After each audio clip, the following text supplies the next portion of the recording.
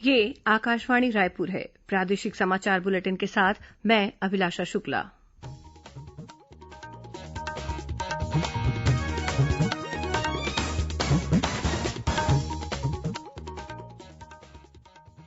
आज के मुख्य समाचार। प्रधानमंत्री ने कहा है कि सरकार सूक्ष्म, लघु और मध्यम उद्यम क्षेत्र को जीवंत बनाने के लिए वचनबद्ध है। प्रदेश में कोरोना संक्रमित आज 22 नए मरीज मिले। इस बीच कांकेर और दुर्ग जिले में छुट्टी से लौटे बीएसएफ के 18 जवानों में कोरोना संक्रमण की पुष्टि हुई। श्रमिकों को योजनाओं का लाभ उपलब्ध कराने के लिए राज्य सरकार शुरू करेगी श्रम मित्र योजना। और वीरांगना रानी दुर्गावती के बलिदान दिवस पर आज विभिन्न स्थानों पर कार्यक्रम आयोजित कर उन्हें श्रद्धांजलि अर्पित की गई।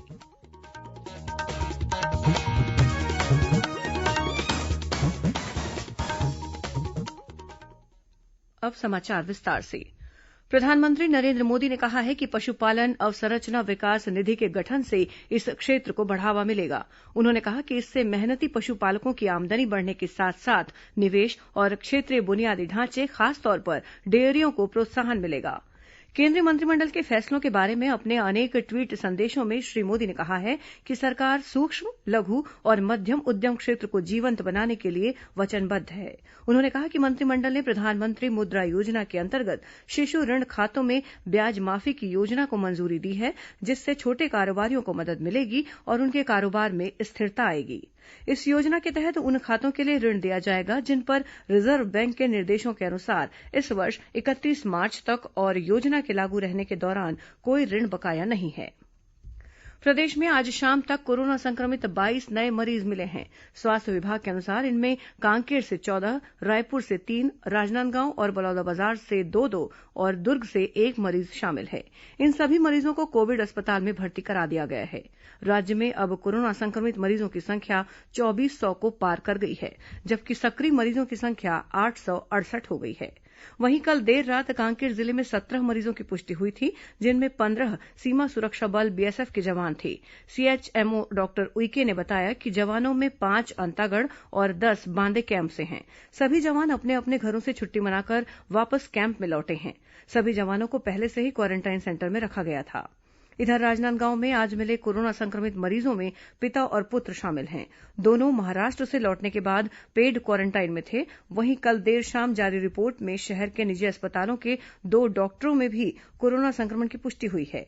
इस बीच जिला स्वास्थ्य अधिकारी ने एक आदेश जारी कर कहा है कि राजनांदगांव जिले में बनाए गए कंटेनमेंट जोन के हर रास्तों पर पुलिस आने जाने वाले लोगों की रजिस्टर में नाम और पता दर्ज करेगी।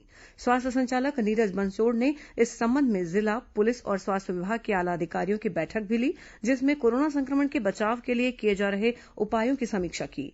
उधर दुर्ग जिले में कल देर रात से आज दोपहर तक 9 नए मरीज मिले हैं। इनमें 3 बीएसएफ के जवान भी शामिल हैं। वहीं बस्तर जिले में बकावंड विकासखंड के ग्राम मूली में बनाए गए क्वारेंटाइन सेंटर से एक प्रवासी महिला कोरोना संक्रमित मरीज पाई गई। महिला को इलाज के लिए मेडिकल कॉलेज डिमरापाल जगदलपुर में भर्ती कराया गया है। यह महिला हैदराबाद के कोकापेट से दरभा होते हुए बकावंड पहुंची थी। उधर रायगढ़ शहर में एक स्थानीय व्यक्ति की रिपोर्ट कोरोना पॉजिटिव आई है। शिक्षा विभाग में पदस्थ ये व्यक्ति पिछले कुछ दिनों से बीमार था। जिले में अब तक जो भी मरीज मिले थे वे सभी प्रवासी मजदूर थे और क्वारेंटाइन सेंटर में रह रहे थे। ये पहला मरीज है जो स्थानीय निवासी है। इस बीच स्वास्थ्य विभाग ने बीते 4 जून को विस्तारा के विमान से दिल्ली से रायपुर आए यात्रियों से क्वारेंटाइन में रहने की अपील की है। इस विमान में यात्रा करने वाला एक यात्री कोरोना संक्रमित पाया गया है। स्वास्थ्य विभाग ने सभी यात्रियों से हेल्पलाइन नंबर 104 पर फोन कर अपने बारे में जानकारियां दर्ज कराने को कहा है। राष्ट्रीय स्वास्थ्य मिशन की संचालक डॉक्टर प्रियंका शुक्ला ने आज राजनांदगांव जिले में कोरोना वायरस के तेजी से बढ़ते संक्रमण से बचाव के उपायों के मद्देनजर आज स्वास्थ्य विभाग की समीक्षा बैठक ली। इस मौके पर डॉक्टर शुक्ला ने जिले की सीमा से लगे मध्यप्रदेश और महाराष्ट्र बॉर्डर में कोरोना संक्रमण के प्रसार को रोकने विशेष सतर्कता बरतने के निर्देश दिए। डॉक्टर शुक्ला ने जिले में चलाए जा रहे ऑनलाइन कम्युनिटी सर्वे कार्यक्रम कोरोना दर्पण अभियान की तारीफ की और कहा कि ये प्रदेश में अपने तरह का किसी भी जिले में चलाया जा रहा पहला अभियान है। इससे कोरोना संक्रमण के लक्षण वाले लोगों की जानकारी आसानी से इकट्ठा करने में मदद मिलेगी। केंद्र सरकार द्वारा कोरोना वॉरियर्स और संक्रमित मरीजों के प्रति नजरिए में बदलाव लाने के लिए बदलकर अपना व्यवहार करें कोरोना पर वार अभियान चलाया जा रहा है। राज्य में भी पंचायत और ग्रामीण विकास विभाग ने मैदानी अधिकारियों और पंचायत प्रतिनिधियों को इस अभियान के तहत जारी वीडियो का व्यापक प्रचार प्रसार करने के निर्देश दिए हैं। विभाग के प्रमुख सचिव गौरव द्विवेदी ने इस संबंध में सभी जिला कलेक्टरों को पत्र जारी किया है। इसमें कहा गया है कि अभियान के तहत बनाए गए वीडियो का जिला, विकासखंड और ग्राम पंचायत स्तर पर सोशल मीडिया के जरिए प्रचार किया जाए।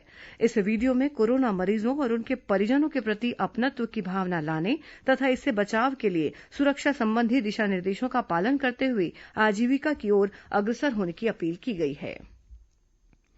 छत्तीसगढ़ राज्य हज कमेटी के अध्यक्ष मोहम्मद असलम खान ने केंद्रीय अल्पसंख्यक कल्याण मंत्री मुख्तार अब्बास नकवी ने आग्रह किया है कि इस साल हज के लिए चयनित सभी हज यात्रियों को अगले साल के लिए बिना कुर्राह में शामिल किए प्राथमिकता दी जाए ताकि वे अपना फरीज हज मुकम्मल कर सकें। उन्होंने यह भी कहा कि इस वर्ष चयनित लोगों को अगले साल हज के लिए आवेदन करने की प्रक्रिया का निर्धारण नहीं किया जाए।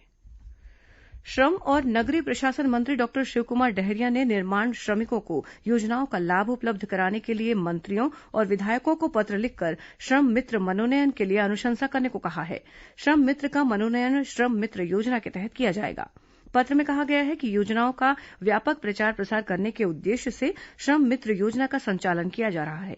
पंजीकृत निर्माण श्रमिकों से ही श्रम मित्र का मनोनयन किया जाएगा। प्रत्येक नगर निगम में 12 वार्डों का यूनिट, नगर पालिक परिषद, नगर पंचायत, जनपद पंचायत को 1 यूनिट मानकर प्रत्येक यूनिट में 5-5 श्रम मित्र का मनोनयन किया जाएगा। इसमें 2 महिला श्रम मित्रों का मनोनयन अनिवार्य होगा। प्रादेशिक समाचार आप आकाशवाणी रायपुर से सुन रहे हैं।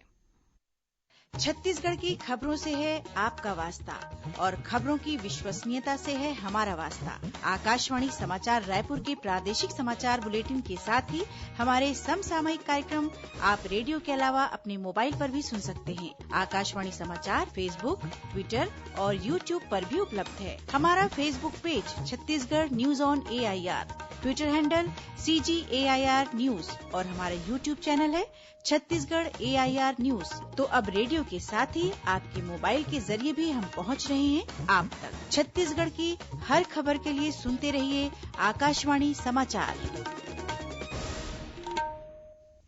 और अब आगे बढ़ते हैं बाकी के समाचारों की ओर। मुख्यमंत्री भूपेश बघेल ने आज रायपुर नगर निगम द्वारा निर्मित छत्तीसगढ़ के वृहद ठोस अपशिष्ट प्रसंस्करण संयंत्र का रायपुर से वीडियो कॉन्फ्रेंसिंग के जरिए ई लोकार्पण किया। इस मौके पर मुख्यमंत्री ने कहा कि रायपुर नगर निगम क्षेत्र ग्राम सकरी में छत्तीसगढ़ का सबसे बड़ा ठोस अपशिष्ट प्रबंधन संयंत्र जनता को समर्पित किया जा रहा है। इस संयंत्र में 500 टन कचरे का प्रतिदिन निपटान होगा। संयंत्र के लोकार्पण के साथ ही छत्तीसगढ़ भारत का ऐसा पहला राज्य बन गया जहां किसी शहर में उत्सर्जित कचरे का 100% निपटान वैज्ञानिक तरीके से किया जाएगा। श्री बघेल ने कहा कि रायपुर और बिलासपुर शहरों में एकीकृत ठोस अपशिष्ट प्रबंधन प्रणाली से और शेष नगरीय निकायों में मिशन क्लीन सिटी तथा स्वच्छता दीदियों के माध्यम से प्रतिदिन 1600 टन कचरे का निपटान किया जाता है। उन्होंने कहा कि राज्य सरकार स्वच्छ छत्तीसगढ़ की परिकल्पना को पूर्ण करते हुए सभी शहरों में कचरे के वैज्ञानिक निपटान के लिए प्रतिबद्ध है। गौरतलब है कि इस पूरी परियोजना की लागत 197 करोड़ रुपए है। ये संयंत्र PPP मॉडल पर काम करेगा। इस संयंत्र में कचरे से खाद बनेगी तथा सीमेंट कारखानों के लिए सहायक ईंधन भी मिलेगा। इसके अलावा संयंत्र में 6 मेगावाट बिजली उत्पादन भी प्रस्तावित है। 15 साल की इस परियोजना पर नगर निगम रायपुर और दिल्ली की एक कंपनी मिलकर काम कर रही है। परियोजना में हर घर और दुकान से डोर टू डोर कचरे का संग्रहण, परिवहन, प्रोसेसिंग और डिस्पोजल की व्यवस्था की गई है। एक राष्ट्र एक राशन कार्ड योजना को छत्तीसगढ़ में भी लागू करने की तैयारियां शुरू कर दी गई हैं। ये योजना शुरू होने से राशन कार्डधारी हितग्राही अपनी पसंद की उचित मूल्य की दुकानों से राशन सामग्री प्राप्त कर सकेंगे। वहीं अगर राज्य के राशन कार्डधारी हितग्राही देश के किसी अन्य राज्य में जाएंगे तो उन्हें वहीं के उचित मूल्य की दुकानों से भी अनाज मिल सकेगा। केंद्र सरकार द्वारा तैयार इस योजना के तहत राशन कार्ड के सभी सदस्यों का आधार सीडिंग किया जाएगा। आधार प्रमाणीकरण के माध्यम से राशन सामग्री वितरण और पोर्टेबिलिटी का उपयोग किया जा सकेगा। इस बीच खाद्य विभाग के आयुक्त डॉक्टर कमलप्रीत सिंह ने सभी जिला कलेक्टरों को राशन कार्डधारी हितग्राही परिवारों के आधार नंबर को जोड़ने की कार्रवाई 30 जुलाई तक अनिवार्य रूप से पूरा करने के निर्देश दिए हैं। राज्यपाल अनुसुईया उइके ने कहा है कि जिस प्रकार वीरांगना रानी दुर्गावती ने शत्रुओं का साहस से सामना किया, उसी प्रकार कोरोना संक्रमण जैसी आपदा से निजात पाने के लिए धैर्य और कार्य में गति लाने की आवश्यकता है। उन्होंने कहा कि वो दिन दूर नहीं जब हम सब इस महामारी से सफलतापूर्वक निजात पा सकेंगे। सुश्री उइके आज छिंदवाड़ा में वेबिनार के माध्यम से रानी दुर्गावती के 457वें बलिदान दिवस के अवसर पर आयोजित राष्ट्रीय जनजातीय युवा सम्मेलन को संबोधित कर रही थीं। इस सम्मेलन का विषय जनजातीय प्रवासी मजदूरों पर कोविड-19 का प्रभाव, आजीविका के विभिन्न माध्यम और सामाजिक राजनीतिक संगठनों की भूमिका रखा गया था। मुख्यमंत्री भूपेश बघेल ने भी आज रानी दुर्गावती के बलिदान दिवस पर रायपुर स्थित अपने कार्यालय में रानी दुर्गावती के तैलचित्र पर माल्यार्पण कर उनके अदम्य साहस, शौर्य और बलिदान को नमन किया।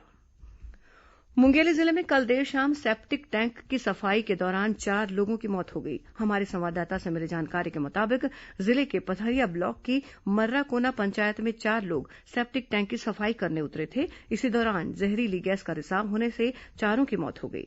मुख्यमंत्री भूपेश बघेल ने सेप्टिक टैंक में जहरीली गैस के रिसाव से 4 लोगों की मौत पर गहरा दुख व्यक्त किया है। उन्होंने शोक संतप्त परिवारों के प्रति संवेदना व्यक्त की है। उधर कोरिया जिले के चिरमरी कुरासिया भूमिगत खदान में बीती रात बारूद के ब्लास्ट होने से ड्रिलर ऑपरेटर की मौत हो गई। बस्तर जिले में कल रात हुई एक सड़क दुर्घटना में युवा कांग्रेस के एक पदाधिकारी की मौत हो गई। मिली जानकारी के मुताबिक परपा थाना क्षेत्र के अंतर्गत गीदम मार्ग पर एक कार अनियंत्रित होकर पेड़ से जा टकराई। इस हादसे में युवा कांग्रेस के पदाधिकारी तोंगपाल निवासी सन्नी चौहान की मौके पर ही मौत हो गई। वहीं कार में सवार एक अन्य युवक गंभीर रूप से घायल हो गया है, जिसे मेडिकल कॉलेज डिमरापाल में भर्ती कराया गया। गृह मंत्री ताम्रध्वज साहू ने रायपुर में गृह, जेल, नगर सेना, सैनिक कल्याण के कामकाज की समीक्षा की। उन्होंने पुलिस महानिदेशक जेल को प्रदेश के सभी जिलों का निरीक्षण कर बैरकों में साफ सफाई, कैदियों की क्षमता, स्वास्थ्य परीक्षण, सीसीटीवी कैमरा, पेयजल, किचन सहित सभी आवश्यक व्यवस्थाओं का जायजा लेने के निर्देश दिए। उन्होंने जेलों में व्यावसायिक गतिविधियां, कपड़ा बुनाई, फर्नीचर, सोफा, ग्रीटिंग प्रिंटिंग और अन्य साजो सामान बनाने के कार्यों को बढ़ावा देने को कहा, ताकि कैदियों का कौशल विकास हो सके। गृह मंत्री ने सजा पूरी कर चुके कैदियों की रिहाई तथा जेल विभाग में तृतीय और चतुर्थ श्रेणी के रिक्त पदों पर व्यावसायिक परीक्षा मंडल द्वारा भर्ती कराए जाने के संबंध में कार्रवाई करने के भी निर्देश दिए।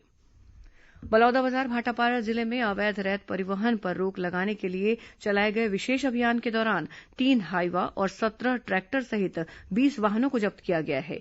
इन वाहनों को खनिज विभाग के सुपुर्द कर दिया गया है। साथ ही मोटर व्हीकल एक्ट की विभिन्न धाराओं के तहत भी कार्रवाई की गई है। पुलिस अधीक्षक ने बताया कि रेत का अवैध परिवहन करने वालों के विरुद्ध आगे भी कार्रवाई जारी रहेगी। उन्होंने बताया कि पिछले महीने भी अवैध रेत परिवहन करने वाले 31 वाहनों के खिलाफ कार्रवाई की गई थी। अब पेश है मौसम का हाल। मौसम विभाग के अनुसार प्रदेश में आगामी 24 घंटों के दौरान बस्तर संभाग को छोड़कर अन्य जिलों के कुछ स्थानों से हल्की बारिश होने की संभावना है। यह स्थिति आगामी 2-3 दिनों तक बनी रह सकती है। अब कुछ अन्य खबरें संक्षिप्त में। भारतीय रेल नियमित रेलगाड़ियों में इस वर्ष 14 अप्रैल या उससे पहले लिए गए सभी टिकटों की धनराशि पूरी तरह वापस करेगा। रेलवे ने एक बयान में कहा है कि ऐसे सभी टिकट रद्द किए जाएंगे और मौजूदा प्रावधानों के अनुसार पूरी धनराशि वापस की जाएगी।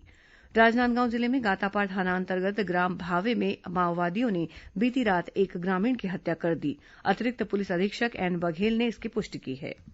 महासमुंद पुलिस ने 2 अलग अलग थाना क्षेत्र में गांजा की तस्करी करने वाले 4 लोगों को गिरफ्तार किया है। इनके पास से 11 लाख रूपये का 2 क्विंटल से अधिक गांजा जब्त किया गया है। राजनांदगांव में कृषि कार्य से संबंधित प्रतिष्ठान अब सुबह 7 बजे से दोपहर 12 बजे तक खुले रहेंगे। राजनांदगांव जिले में डोंगरगढ़ विकासखंड के गाजमर्रा में जंगली सुअर को फंसाने के लिए बिछाए गए करंट की चपेट में आने से 2 लोगों की मौके पर ही मौत हो गई।